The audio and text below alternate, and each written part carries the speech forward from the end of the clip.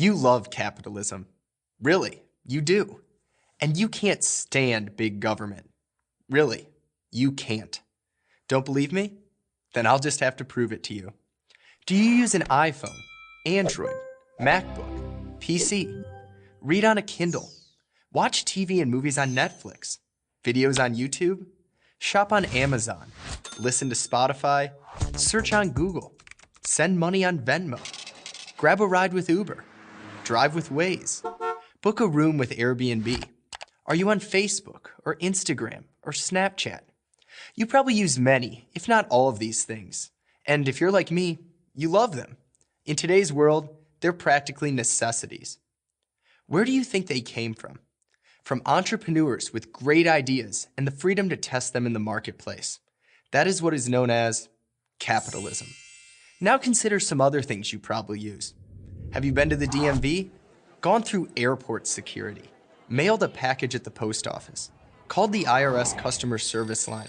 Or called any government office for that matter? What's different? Why is going to the Apple Store so fun, but going to the DMV so painful? Because one has nothing to do with government, and one is the government. One needs to satisfy its customers to survive and grow. One doesn't. The purpose of government is not to create products, and we don't expect it to. But if you thought about it for a few moments, you'd realize you don't want the government involved in just about anything private business can do. That's because profit-motivated individuals have to work to please their customers. You, government agencies, don't have to please anyone. Call that IRS service line if you doubt me. Can you imagine if Steve Jobs had to seek government approval for every new design of the iPhone? We'd have been lucky to get to the iPhone 3G. Look at Uber. Just a few years ago, summoning a private driver in a few minutes who would take you where you wanted to go was truly a service available only to the wealthiest people. But now, thanks to capitalism, private rides are an affordable option for ordinary people all over the world. Until Uber came around, if it started to rain in, say, Manhattan, and you wanted to grab a cab, good luck.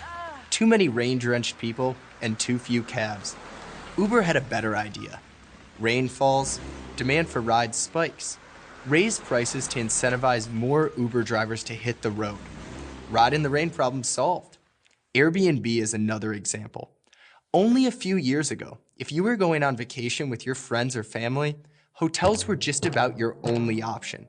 But hotels are expensive and often don't provide all that much in terms of space, amenities, or interesting neighborhoods. If you wanted to, say, find out if individual homeowners were making their homes or apartments available for a few nights, you'd have to scour internet postings. But then Airbnb came along, giving anyone with a computer or smartphone access to over 2 million homes in 190 countries. You can find places with hot tubs and pools, or if you're on a tighter budget, you can rent a room, or even just a couch. Government never could have done this. What motivation would it have? How would it even know we wanted services like Uber or Airbnb? We didn't know it until risk-taking entrepreneurs made it possible. Thanks to capitalism. And no thanks to government, which more often than not just gets in the way. Why? Because the government's knee-jerk reaction is to regulate and control everything it can regulate and control. Otherwise, what would be the purpose of many government agencies and all those bureaucrats? Cities across the world are putting up barriers to slow down or shut down services like Uber and Airbnb. Rulemaking may be the only area where the government shows creativity. Economic growth has the best chance of happening in the absence of that rulemaking. As economist Adam Thayer explains, the internet, to use just one important example, was able to develop in a regulatory climate that embraced what he calls permissionless innovation. This approach to regulating allows entrepreneurs to meet their customers' needs without first seeking government approval. In sum, almost everything you enjoy using is a product of capitalism. Almost everything you can't stand is a product of big government. So do you love capitalism? Of course you do. You practice it every day. It's time to preach it. I'm Jared Meyer of the Manhattan Institute for Prager University.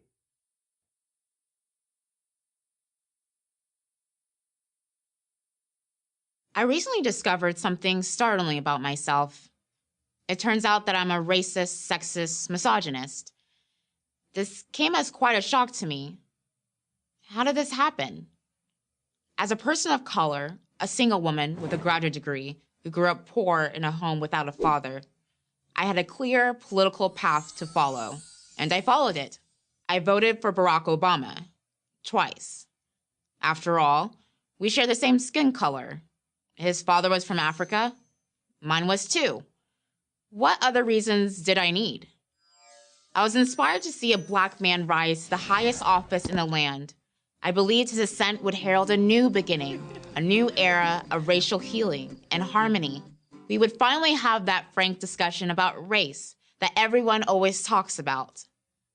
I was also inspired by his wife. I was thrilled to see such a strong, opinionated Black woman take the national stage. But then something happened. Actually, several somethings. I realized there was a big contradiction in my own life. I considered myself a free thinker, but I was thinking exactly what I was supposed to. I decided to start asking questions. I belonged to several campus feminist groups. I was even teaching feminism to inner city girls. Part of that teaching involved making the case for abortion. These girls needed to know that they had the right to make decisions about their own bodies. Surely, I thought, that's empowerment. But one day I asked myself, isn't it men who benefit most from consequence-free sex? Doesn't that give them even more power over women? And of course, abortion certainly doesn't empower the woman it prevents from ever being born. When I began to ask my other feminist friends how they reconcile these issues, they just got angry. I was called anti-woman, even by progressive men. But I'm not anti-woman, I thought. I am a woman. I just don't want to be a weak one.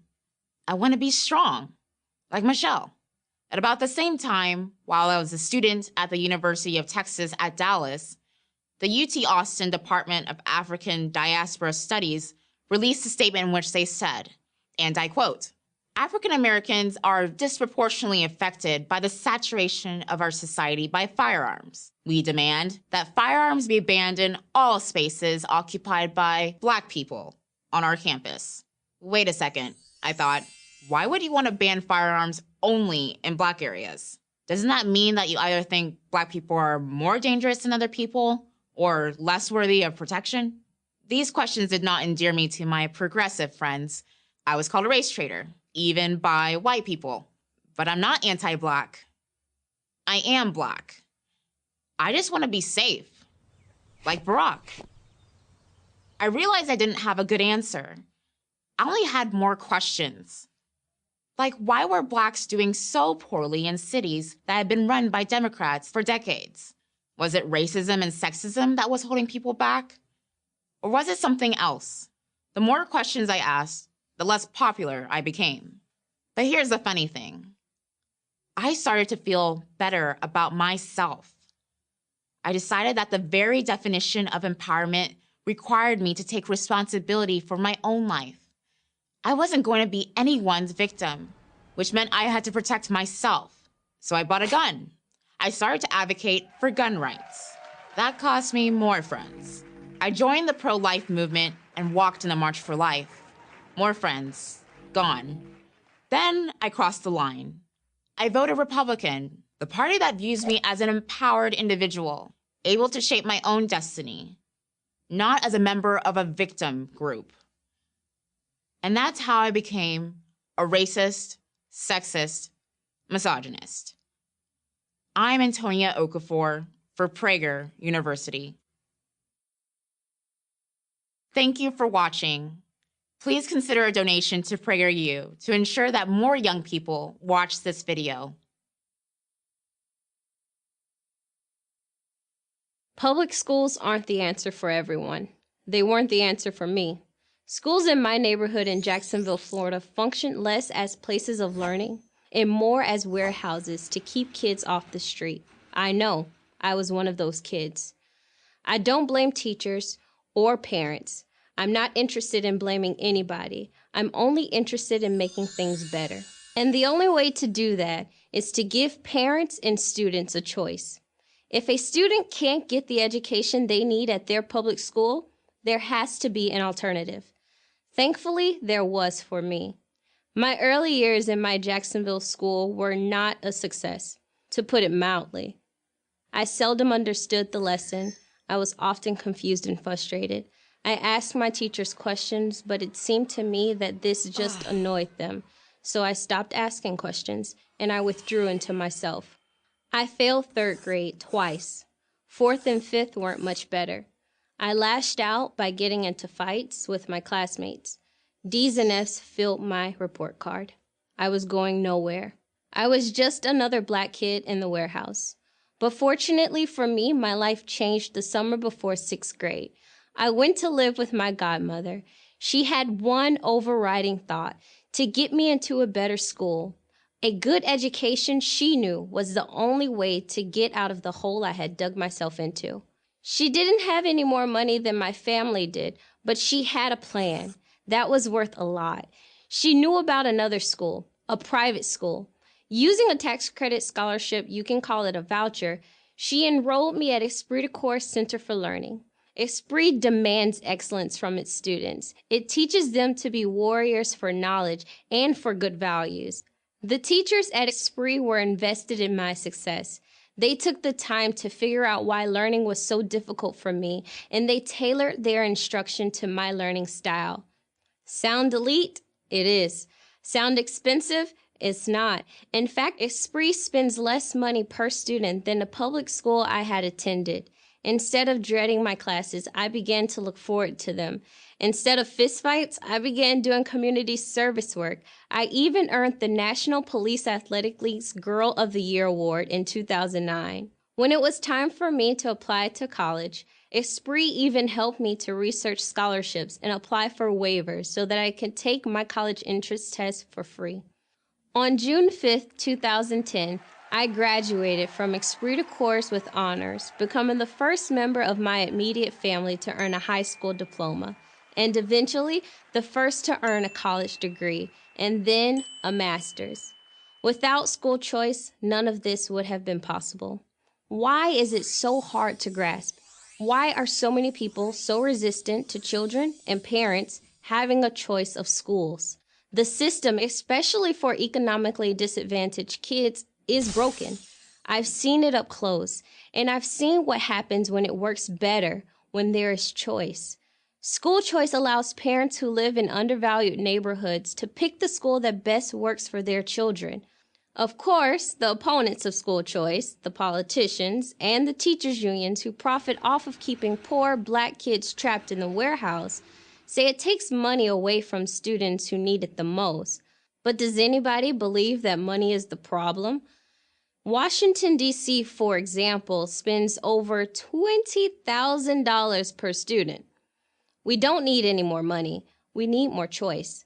Let's challenge public schools to compete on quality. Only competition breeds excellence. Prosperous parents can choose where to send their kids to school, public, private, or charter, wherever they have the best chance to succeed. Why shouldn't all parents have that choice? We have the money to make it happen. We just need the will. None of us deserve to be imprisoned by our zip codes. Education is the only way out of generational poverty. I'm a living example. Let's help redefine public education to make it work for everybody. There's only one way to do that. School choice. What are we waiting for? I'm Denisha Merriweather for Prager University. Are you ready to join the school choice movement? Take the pledge now. schoolchoicenow.com. What role should religion play in a free society? More and more people today would answer, none. That would not have been the answer of the founders of the United States, the men who fought the American Revolution and wrote the country's Constitution. To them, the issue of religion and freedom were inextricably linked. You couldn't have freedom without religion. In fact, the political philosophy of the founders necessitated a divine foundation. Thomas Jefferson makes this clear in the Declaration of Independence when he writes that all men are endowed by their Creator with certain unalienable rights. The purpose of government, Jefferson and his compatriots believed, was not to bestow rights. Rather, it was to protect those rights already endowed upon human beings by God. But government isn't enough for a free society. A moral people is also required. That is, a people moral enough to police itself. Virtue or morality, George Washington observed, is a necessary spring of popular government. Thus, for the founders, liberty was not merely the ability to do what one wanted. It came with moral demands and boundaries. They all accepted the rule of life expressed by Benjamin Franklin. Nothing brings more pain than too much pleasure, nothing more bondage than too much liberty. The founders knew that the absolute enemy of freedom was, ironically, a freedom that was absolute and unrestrained. And where was this restraint going to come from? Their answer was religion, which for them, because of when and where they lived, was some variety of Christianity. Let divines and philosophers, statesmen and patriots unite, Samuel Adams wrote, in instructing citizens in the art of self-government. In short, of leading them in the study and practice of the exalted virtues of the Christian system. The Christian system to which Adams refers is composed of Judeo-Christian values, the values rooted in the Old and New Testaments, both of which were referred to by the founders with equal conviction and frequency. Jefferson, yes, the very same Thomas Jefferson who is so often portrayed as anti-religious, confirmed this sentiment in his notes on the state of Virginia, when he asked, "Can the liberties of a nation be thought secure when we have removed their only firm basis, a conviction in the minds of the people that these liberties are the gift of God, and that they are not to be violated but with his wrath?" James Madison likewise affirmed the essential connection between religion and morality. The belief in a God all-powerful, wise, and good is essential to the moral order of the world and to the happiness of man. John Adams believed that the doctrine of a supreme, intelligent, wise, almighty sovereign of the universe, a doctrine he credited to Judaism, was the great essential principle of all morality and consequently of all civilization. And he applied this thinking specifically to the new nation he helped to create. Our Constitution, he said, was made only for a moral and religious people. It is wholly inadequate to the government of any other. As president, he replied to a letter from university students in a way that would surprise many today. Science, liberty, and religion have an inseparable union. Without their joint influence, no society can be great, flourishing, or happy. Meanwhile, another founder, Alexander Hamilton, looked at the French Revolution and saw something much different. That revolution, unlike the American Revolution, had devolved into violence and chaos. Hamilton believed he understood why. The anti-religious force it unleashed, he wrote, annihilates the foundations of social order and true liberty, confounds all moral distinctions, and substitutes for the mild and beneficent religion of the gospel a gloomy, persecuting, and desolating atheism. For the founders, a free society divorced from religion simply could not work and would not survive. It is no wonder, then, that in his farewell address, George Washington chastised those who would claim to be patriots and yet undermine the influence of religion. Of all the dispositions and habits which lead to political prosperity, religion and morality are indispensable supports. In vain would that man claim the tribute of patriotism who should labor to subvert these great pillars of human happiness, these firmest props of the duties of men and citizens. The founders did not demand that anyone believe in any particular religion or even in God. Quite the contrary.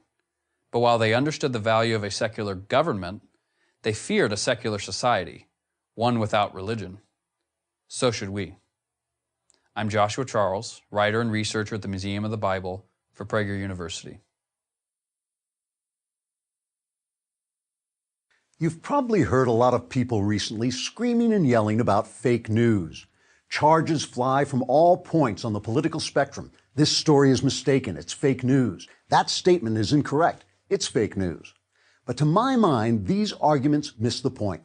Mainstream American news is all fake because the major news outlets are so consistently biased toward the left that whether any given story they report is factual or not, their overall reportage is essentially leftist propaganda. You can complain about the right-wing slant of Fox News all you want, but left-wing ABC, CBS, NBC, MSNBC, and CNN have combined almost 10 times the viewers. Look, The chief journalist at ABC is former Clinton operative George Stephanopoulos. The president of CBS News is David Rhodes, the brother of a former senior Obama staffer. Comcast, which owns NBC, is run by a major Democrat donor. Same for the leadership at CBS and Time Warner, which owns CNN. Only 7% of American journalists identify as Republican.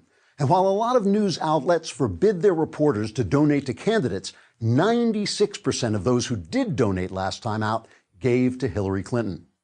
These journalists claim that despite the fact they're all Democrats, they can be objective. It just ain't so.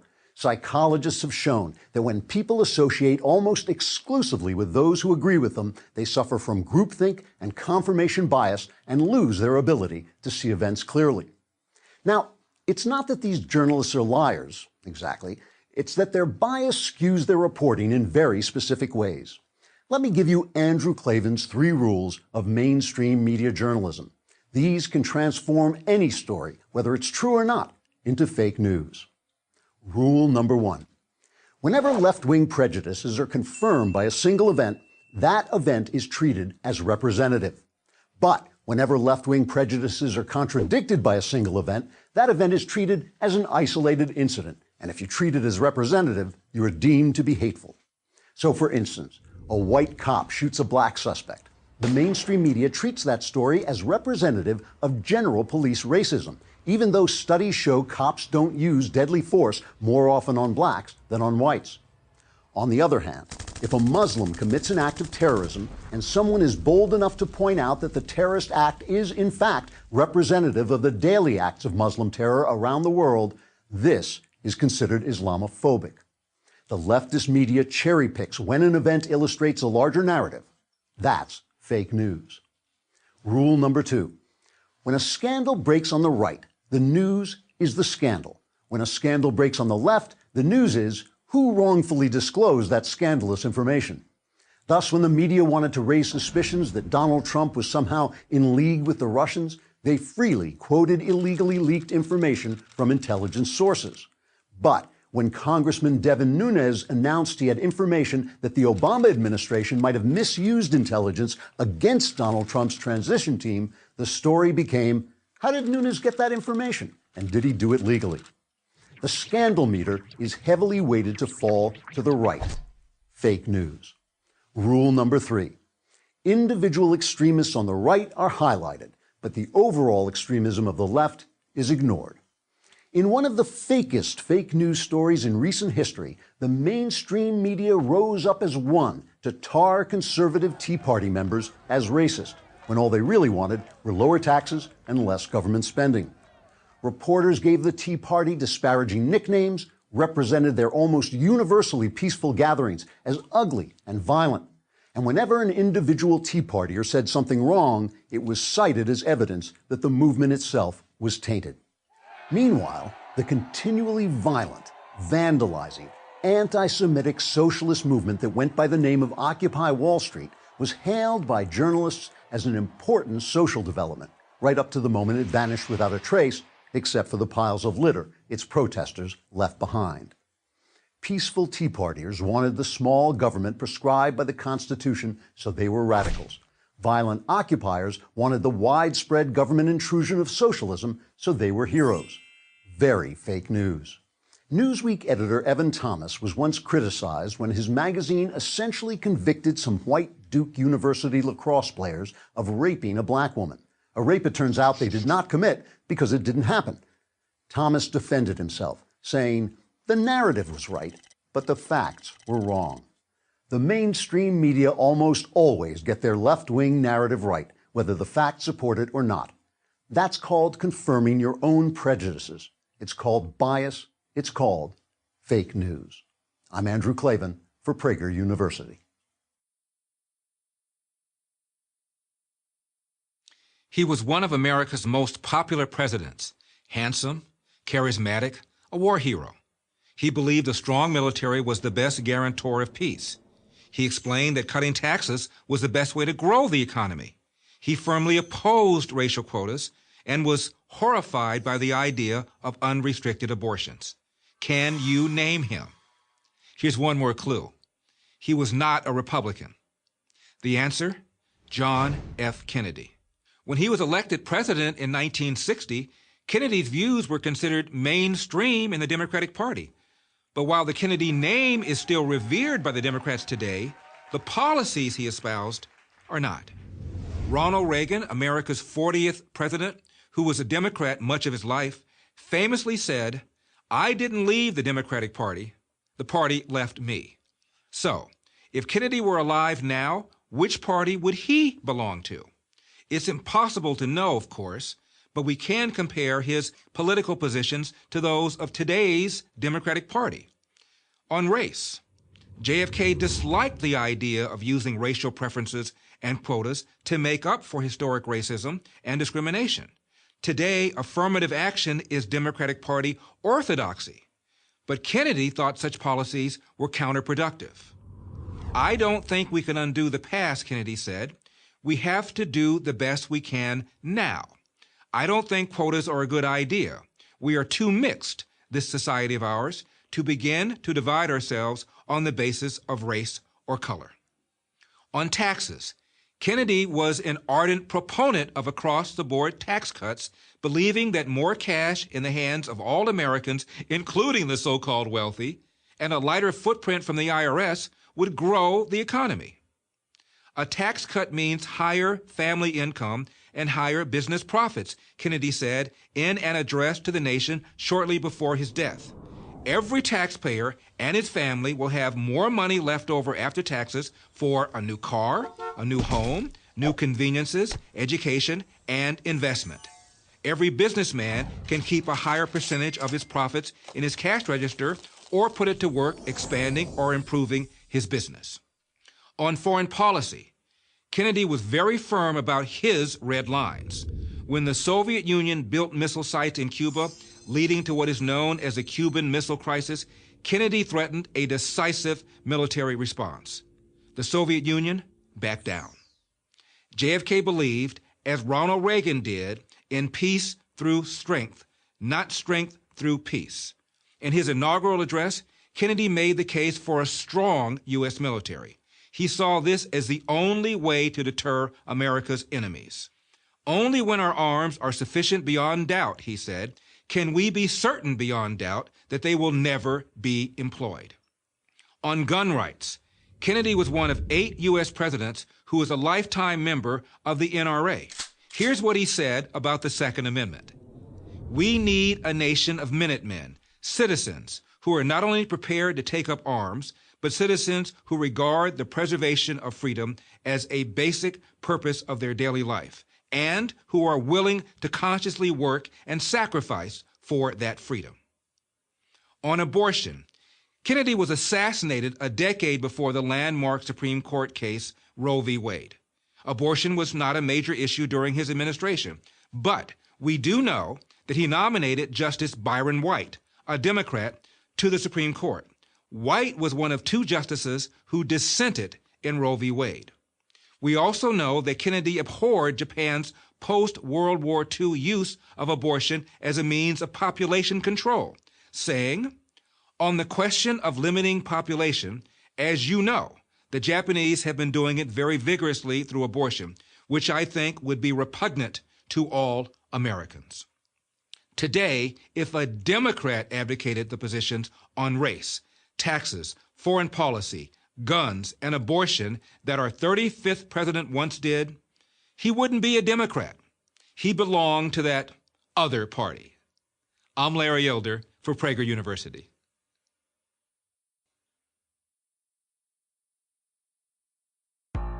Healthcare costs are skyrocketing. Since the Affordable Care Act passed in 2010, healthcare costs have gone up by double digits each year. The healthcare bill did get more people insured and helped with issues like pre-existing conditions. But the problem with the healthcare law isn't what it tried to do. It's what it failed to do. Reduce costs. The solution to the cost problem is with the free market and competition. Here are just 3 ideas that could make a huge difference. Number 1, we can roll back the tax burden on insurance companies. The ACA added a $60 billion tax on health insurers, which made them have to charge more to consumers to cover their costs. Taxes roll downhill, So a tax on insurers means higher costs for all of us. Number 2, we can lower the regulations on health plans. The ACA has a lot of requirements that force insurance plans to cover an incredibly big list of benefits. If you want a bare-bones insurance plan that simply covers catastrophic events like a car accident or cancer, you currently can't get one. By boosting the benefits of every plan, it restricts competition and drives up prices by forcing smaller health insurers out of the marketplace. Low-cost catastrophic plans that are normally purchased by younger, healthier people are no longer available because of the ACA requirements. Introducing as many health insurers to the marketplace as possible can drive down prices by encouraging businesses to compete to cut costs. The ACA did the exact opposite: less competition and higher prices. Number 3, encourage medical innovation. The cost to bring a new drug to market already exceeds $2.5 billion, and the ACA places an additional $22 billion tax burden on innovator drug companies, the same businesses that produce life-saving medications and cures for those in need. Punishing drug producers forces them to charge even higher prices to make up for the lost money in research, development, and taxes. If we encourage, not punish drug makers, it will lead to more breakthroughs and lower costs, a win-win for all of us. As healthcare costs skyrocket, don't forget that the free market is our best chance to rein them in.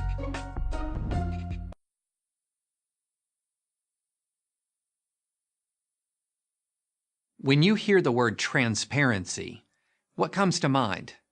Chances are that you associate the word with a lot of good things like openness, honesty, accountability, and maybe even integrity. In a better world, those associations would be accurate. But in the world of the progressive left, transparency means something very different. And you need to be aware of that meaning, or you risk becoming a victim of it. Everybody on the left and the right agrees that transparency in government is a good thing. With the exception of issues involving national security, the government should be transparent in its dealings. The public has a right to know what the government is doing with your tax dollars. But transparency means something completely different when it comes to the private, non-government realm. Take, for example, where you choose to donate your money. Transparency in this case means that there is a public record of your donation. Now, this might sound okay, but it isn't. Why? Because it puts you on the radar of your political opponents and makes you a potential target. Scott Eckern was a theater director in Sacramento, California, who gave a $1,000 donation to support the traditional definition of marriage. Maybe you don't agree with Scott's position. That's your right. But the LA Times didn't just disagree.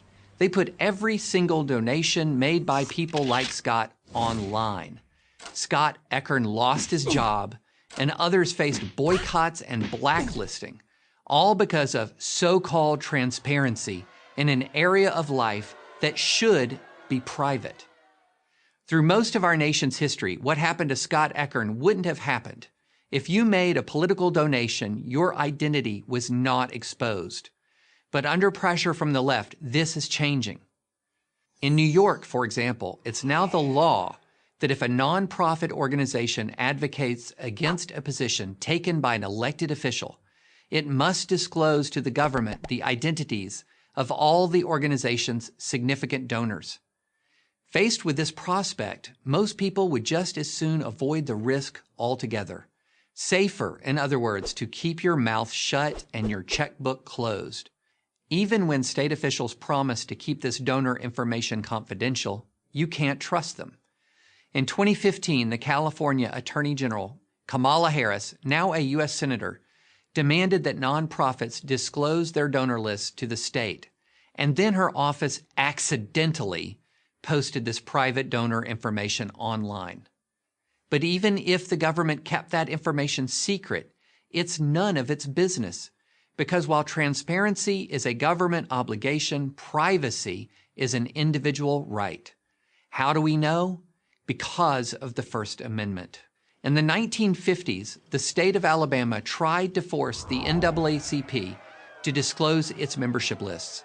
This demand came at a time when civil rights activists faced physical threats and economic reprisals for standing up for basic human rights. Fortunately, the Supreme Court stepped in and ruled unanimously that the First Amendment protected their right of freedom of association, and that included protection from prying eyes. Progressives say we need transparency to expose the so-called dark money behind nonprofits and political candidates they don't like. Exactly what those racist bigots said about contributions to the NAACP in the 1950s. Anonymous speech has been a blessing for this country. Anonymous pamphleteers helped launch the American Revolution. Anonymous writers helped ratify the Constitution. Anonymous activists helped liberate Black Americans from the oppression of Jim Crow.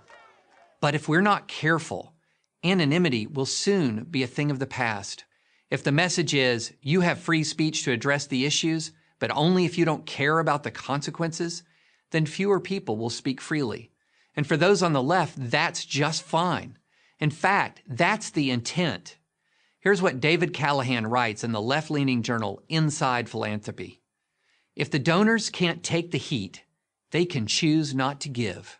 So now you're wise to the game. The next time you hear a politician or an activist talking about transparency, ask a simple question. Who should be transparent? If he says the government, tell him yes. If he says you, the private citizen, tell him no. Your speech is your business. I'm David French for Prager University.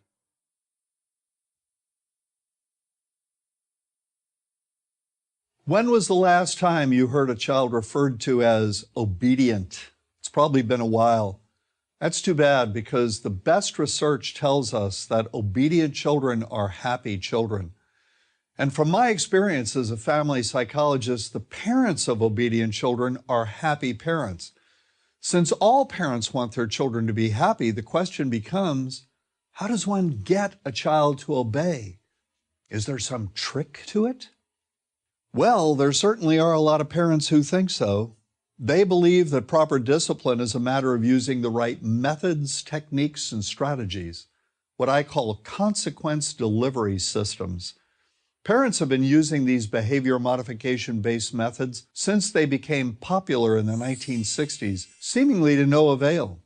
Would anyone argue that today's kids are more obedient than kids were several generations ago? I don't think so. The reason these methods and techniques don't work is that proper discipline is not a matter of proper methods. It's a matter of a proper attitude on the part of the parent. Let me illustrate the point. Let's say that for a week, I observed the classroom of a grade school teacher who has the reputation of being the best disciplinarian in her district. She consistently has fewer behavior problems than any of her colleagues. What is she doing? She's making her expectations perfectly clear, which means, first, she communicates in simple, declarative sentences. She doesn't use 50 words when she could use 10. The more words you use to communicate your expectations, the less confident you sound. Second, she prefaces her instructions to her students with authoritative phrases like, I want you to, and it's time for you to. She says, it's time for you to take out your math books and turn to page 25, as opposed to, let's take out our math books and turn to page 25, okay? Third, this teacher does not explain the motives behind her instructions to her students. Why? Because she knows that explanations invite arguments. Whenever parents tell me they're dealing with an argumentative child, I know that these well-intentioned people are explaining themselves. They tell their child why they want him to pick up his toys, for example, and he argues, because you can always pick apart an explanation. If you don't explain yourself when you give an instruction to a child, then the child, being a child, is almost surely going to ask for one. He's going to ask, why? Or why not? At which point, get ready for a big surprise. Your answer should be, because I said so. These very useful 4 words, and no, they will not cause psychological damage to your kids. Quite the contrary, are a simple but powerful affirmation of the legitimacy of your authority. Say it calmly. Don't scream it. Nothing good is ever accomplished by a person who screams. Last but certainly not least, when giving instructions to a child, do not, let me repeat, do not bend down to the child's level. Getting a child to do what he or she is told is a matter of looking and acting and talking like you have complete confidence in your authority. Bending down to a child's level does not look authoritative. It looks, in fact, like you're one movement away from being down on your knees in front of a king. I know you've read somewhere that you should get down to a child's level when you talk to him. Well, all I can tell you is that there's a lot of really bad parenting advice out there, and that's but one example. Speak to children from an upright position. That causes them to look up to you, and that is a good thing for them and for you both. I'm John Rosemond, author and family psychologist for Prager University.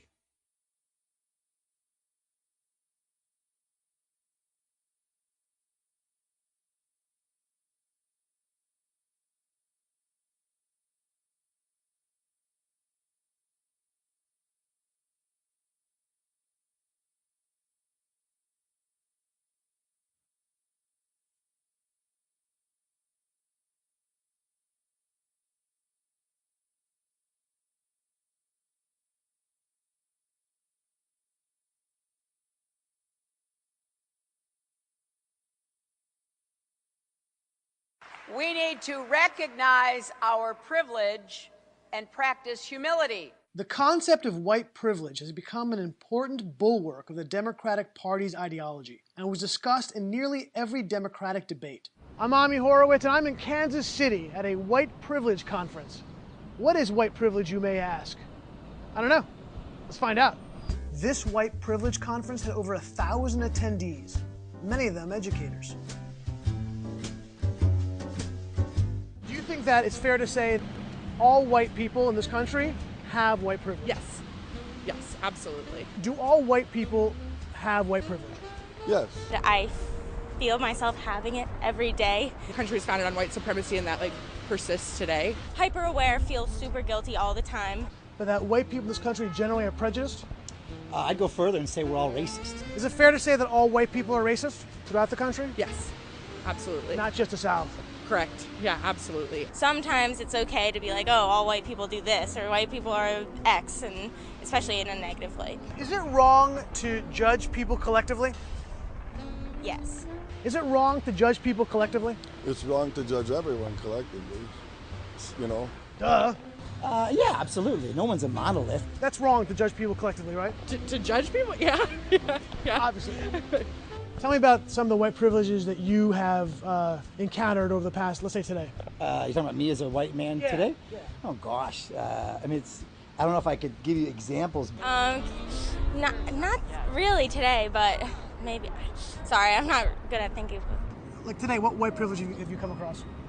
I sat in my room until 12:30 this morning. So what are some of the white privilege things you came across, let's say today? Today? Yeah.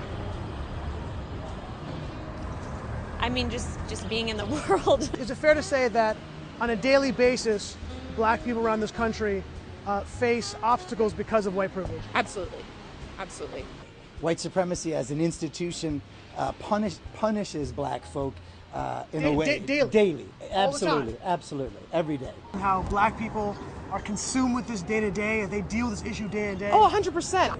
I mean, I think that's just so obvious that if you're not admitting that, you're blinding yourself to reality. Are you a professor? Yeah. Okay. That makes sense now. In fact, when we go to the airport, I walk with her. My wife's black, so I'll have my hand on her so that people see that I'm with her. I extend my white privilege over to her.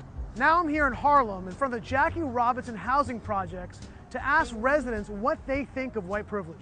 Do you know what the concept of white privilege is? The concept of White privilege. privileges. Yeah. Ever hear that? I've heard of it, but I don't think about it. When you wake up in the morning, do you immediately think about and are consumed with the idea of white privilege? No. You don't think about that all day long, every day? No? No, I'm not consumed with it at all. I teach students I'm not consuming anything except for runny noses and pencils. My mom didn't raise me to view color as the object of anything. Do you wake up every day thinking, I am not going to succeed today because of white privilege? No, obviously not. You see, I'm my own businessman. Would you even think it's damaging to tell your kids and teach your kids, if you're a black kid, that you're not going to succeed in life because you have Of course. privilege? Of course. It makes them think, okay, well, I'm going to be nothing. If I want to be a doctor, I can't even do that anymore. It gives them no hope. Color ain't stopped nothing. I mean, it's a myth. It's America. If you're willing to put forth an effort, you'll do what you got to do. I got kids in here, man, that's lawyers, doctors. They grew up out of this building. I know it sounds cliche, but I can accomplish anything. If you let something stop you, then that's you. Me, I ain't let nothing stop me. My daughter is graduating at the top of her class. I'll say to them, how many black people do you know? Do you think that sometimes white people just kind of shut up a little bit? Yeah, for sure. That white people should definitely shut the f*** up. We white Americans need to do a better job of listening when African Americans talk.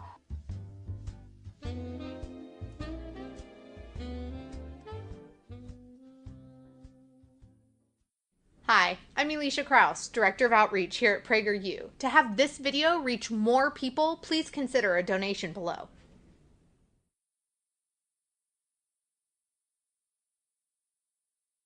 The Vietnam War lasted 10 years, cost America 58,000 lives, and over $1 trillion adjusted for inflation. It brought down a president, stirred social unrest, and ended in defeat. No one in hindsight believes fighting a losing war is ever worth the cost. Consequently, the Vietnam War is usually written off as a colossal strategic blunder and a humanitarian disaster. Yet historical appraisals might have been much different had the Vietnam War followed the pattern of the Korean War, which the United States fought for almost identical reasons, the defense of freedom in Asia. The U.S. had military advisors in Vietnam during the 1950s, but didn't become involved in a major way until 1963. President John F. Kennedy firmly believed in the domino effect, the foreign policy theory that vulnerable nations without help would fall one after another, like dominoes, to external communist aggression. Kennedy thus hoped to stop Soviet and Chinese-backed communist invasions in the manner President Harry Truman had in Korea by taking a stand in Vietnam. As with Korea was a war the United States did not seek. As with Korea, Vietnam presented no imperial advantages, no natural resources, or resources of any kind that the United States needed to protect or wished to obtain. As with Korea, the aggressor was a communist government in the North intent on taking control of the South, and its military crossed an internationally recognized border to do so. Following Kennedy's assassination in November of 1963, President Lyndon Johnson vastly escalated America's role in 1964. But even as he did so, Johnson prosecuted the war with deep ambivalence, authorizing significantly more troops and money for the war, but never pushing for total victory. In contrast, the North Vietnamese never wavered. They ignored every one of Johnson's many offers to negotiate a settlement. By 1971, the war was at a stalemate, neither side able to establish a clear advantage. The President, Richard Nixon, pursued a two-pronged strategy: to turn over combat operations to the South Vietnamese and to bomb North Vietnam. The effort brought the Communists to the Paris peace talks, and by 1973 the North agreed to a general settlement, establishing two autonomous Vietnamese nations, one communist, one non-communist, in the manner of North and South Korea. However, the Watergate scandal, the subsequent resignation of President Nixon, and the Democrats' sweeping congressional victory in the 1974 midterm election all helped to convince the North Vietnamese that America would not enforce the peace agreement. They were right. Without U.S. air support and material aid, the South Vietnamese had no chance against the North. Well supplied by the Soviet Union and the Chinese, the Communists gained full control over the country in April 1975. The war proved far more costly than Korea because the geography and landscapes of Vietnam were far more conducive to insurgency operations. There were also far more restrictions placed on American commanders than during the Korean War. And the United States in the 1960s was a far less conservative and cohesive country than America of the 1950s. Yet despite the long ordeal and terrible costs, South Vietnam was saved in 1973, only to be lost in 1975. The U.S. defeat in Vietnam was a political choice, not a military necessity. Had the U.S. protected an independent but vulnerable South Vietnam in 1973 and 4, that country would have most likely followed the model of South Korea.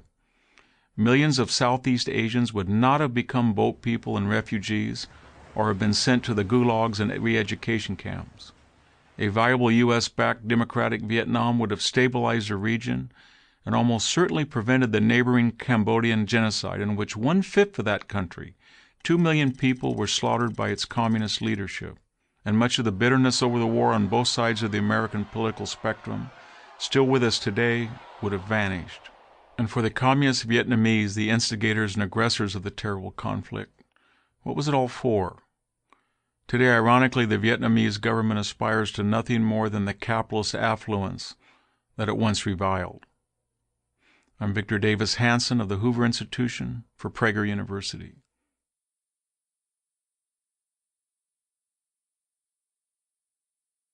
You are what you eat, goes the old saying.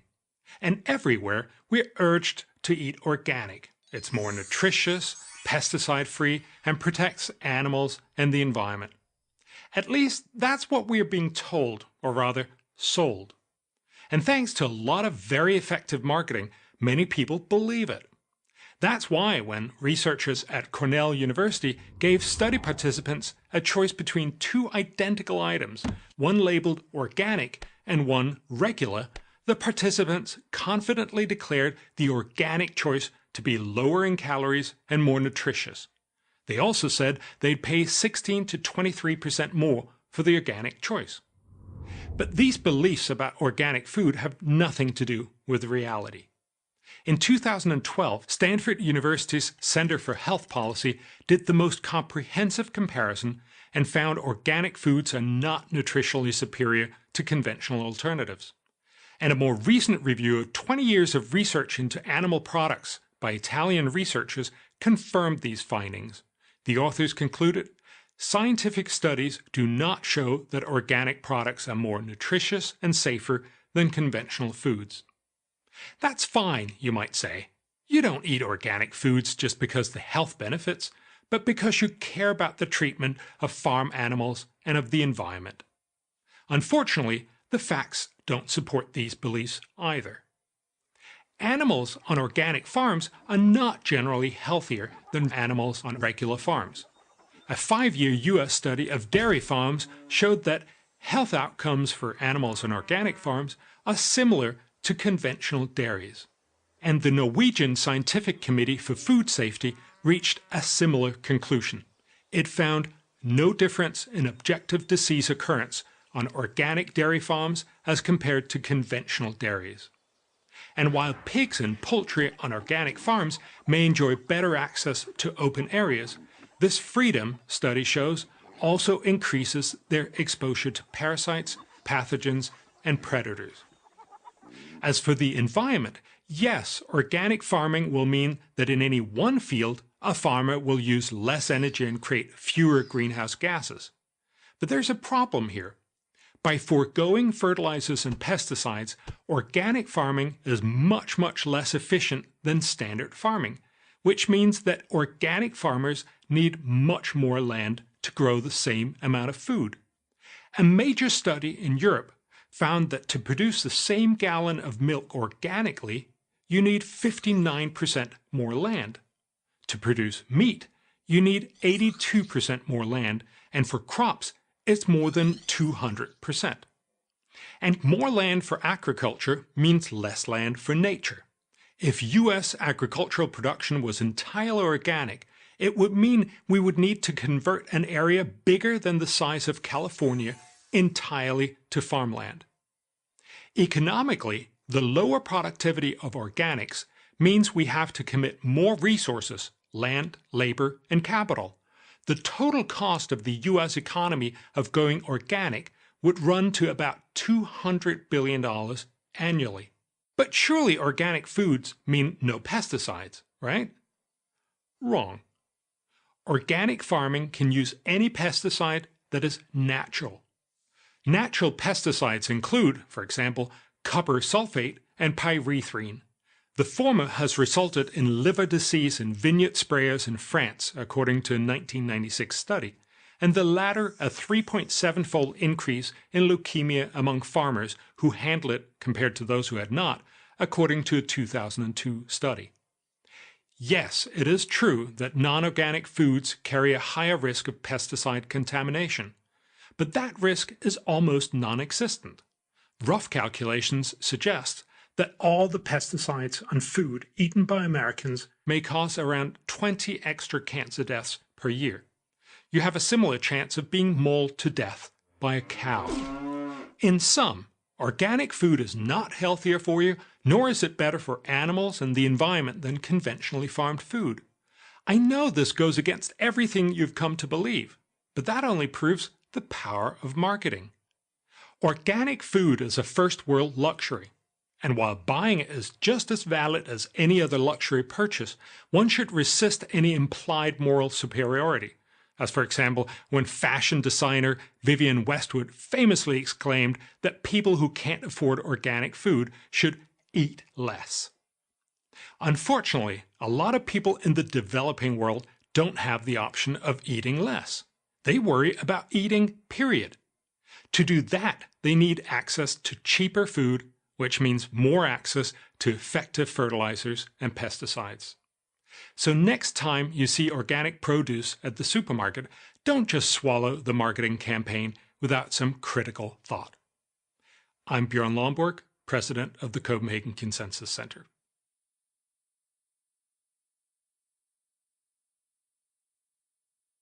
When you think about racial equality and civil rights, which political party comes to mind?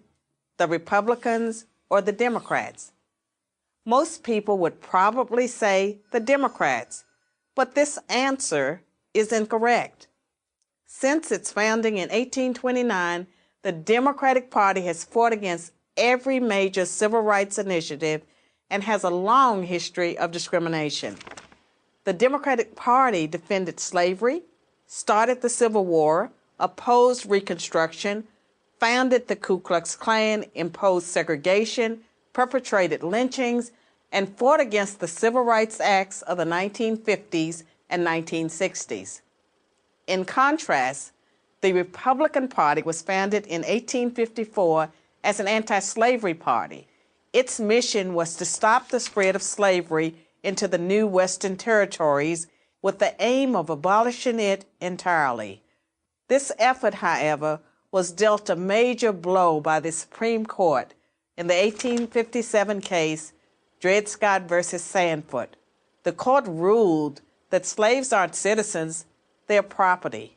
The 7 justices who voted in favor of slavery, all Democrats. The 2 justices who dissented, both Republicans. The slavery question was, of course, ultimately resolved by a bloody civil war. The commander-in-chief during that war was the first Republican president, Abraham Lincoln, the man who freed the slaves. 6 days after the Confederate Army surrendered, John Wilkes Booth, a Democrat, assassinated President Lincoln. Lincoln's vice president, a Democrat named Andrew Johnson, assumed the presidency. But Johnson adamantly opposed Lincoln's plan to integrate the newly freed slaves into the South's economic and social order. Johnson and the Democratic Party were unified in their opposition to the 13th Amendment, which abolished slavery, the 14th Amendment, which gave blacks citizenship, and the 15th Amendment, which gave blacks the vote. All 3 passed only because of universal Republican support. During the era of Reconstruction, federal troops stationed in the South helped secure rights for the newly freed slaves. Hundreds of black men were elected to Southern state legislatures as Republicans, and 22 black Republicans served in the U.S. Congress by 1900. The Democrats did not elect a black man to Congress until 1935. But after Reconstruction ended, when the federal troops went home, Democrats roared back into power in the South. They quickly reestablished white supremacy across the region with measures like black codes, laws that restricted the ability of blacks to own property and run businesses, and they imposed poll taxes and literacy tests used to subvert black citizens' right to vote. And how was all of this enforced? By terror, much of it instigated by the Ku Klux Klan, founded by a Democrat, Nathan Bedford Forrest. As historian Eric Foner, himself a Democrat, notes, in effect, the Klan was a military force serving the interests of the Democratic Party. President Woodrow Wilson, a Democrat, shared many views with the Klan. He resegregated many federal agencies and even screened the first movie ever played at the White House, the racist film, The Birth of a Nation, originally entitled The Klansman. A few decades later, the only serious congressional opposition to the landmark Civil Rights Act of 1964 came from Democrats. 80% of Republicans in Congress supported the bill, less than 70% of Democrats did. Democratic senators filibustered the bill for 75 days until Republicans mustered the few extra votes needed to break the logjam. And when all of their efforts to enslave blacks, keep them enslaved, and then keep them from voting had failed, the Democrats came up with a new strategy. If black people are going to vote, they might as well vote for Democrats, as President Lyndon Johnson was purported to have said about the Civil Rights Act. I'll have them voting Democrat for 200 years. So now, the Democratic Party prospers on the votes of the very people it has spent much of its history oppressing. Democrats falsely claim that the Republican Party is the villain, when in reality, it's the failed policies of the Democratic Party that have kept blacks down. Massive government welfare has decimated the black family. Opposition to school choice has kept them trapped in failing schools. Politically correct policing has left black neighborhoods defenseless against violent crime. So when you think about racial equality and civil rights, which political party should come to mind? I'm Carol Swain, professor of political science and law at Vanderbilt University for Prager University.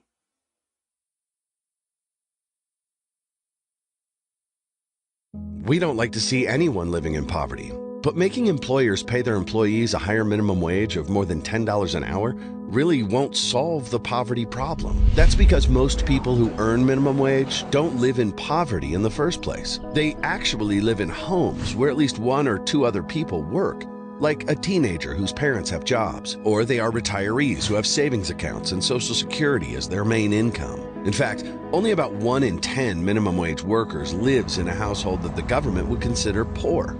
Does it make sense to try to solve the right problem the wrong way? A well-informed public is the best defense against bad public policy.